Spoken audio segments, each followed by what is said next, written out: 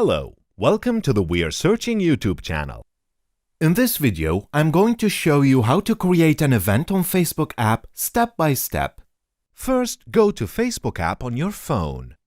Click on the icon with three lines under the message icon you see in the upper right. Go to the event option.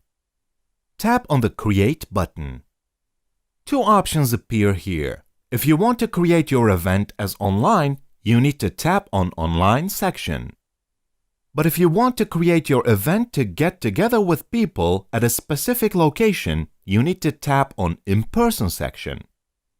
The process for both are almost the same.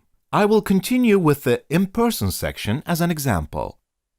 After you tap on Inperson section, you need to adjust your event name and date and location.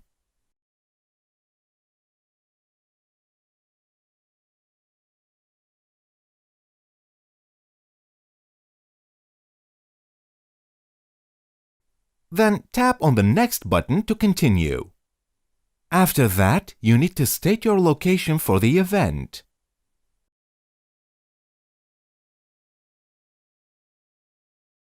Then tap on the Next again.